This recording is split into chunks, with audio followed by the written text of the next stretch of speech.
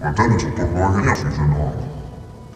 En als ze meer op de water storen, ergens in de boeteland, dan klopt er ook niks meer van. Eigenlijk alles wat niet met de vasteloven te maken heeft. Door wil ik dus ook niet gezien worden, want dat kan nooit leuk zijn.